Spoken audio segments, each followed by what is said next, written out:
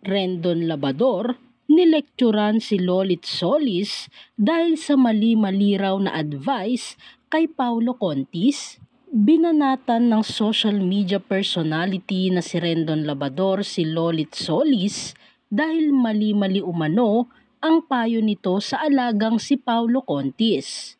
Sa kanyang Facebook story nitong linggo, Disyembre 10, ibinahagi niya ang screenshot ng komento niya ukol sa artikulo ng isang news site online tungkol sa life advice ng showbiz columnist kay Paulo Contis.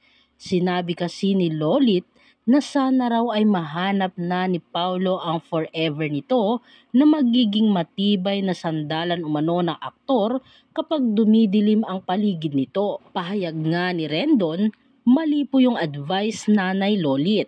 Hindi na nga makasustento, papahanapin mo na naman ng bago. Hanep, say ni Rendon. Dagdag pa niya, mali-mali ang life coach ni Paulo Contis. Anya pa sa comment section ng naturang site, pasensya, itinama ko lang yung tingin kong maling advice nung matanda.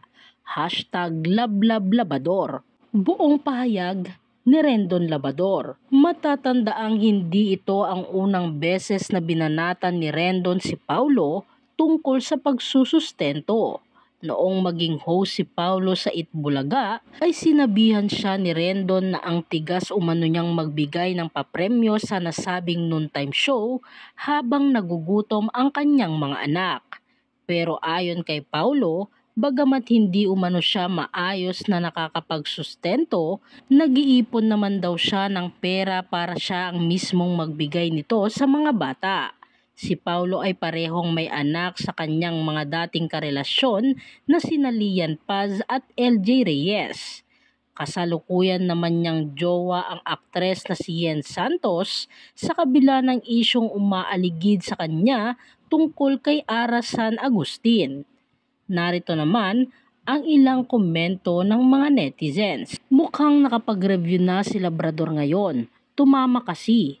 Sa totoo lang, hindi naman ang mga magulang ang kawawa dyan, kundi ang mga anak. Dahil sa pagiging malibog ng mga magulang, anak ng anak pero hindi naman kayang panindigan. Makontento na lang kasi kayo sa 2 anak lang kung hindi nyo naman kayang alagaan ang sobra sa 2 anak. Medyo tumatama na rin itong si Labador ngayon ah. Una, dun kay Kat bumait siya. Tapos eto tamang puna din siya. Ipagpatuloy mo yan, Labador. Pasasaan ba't unti-unti mo rin makukuha ang simpatya ng tao sa'yo?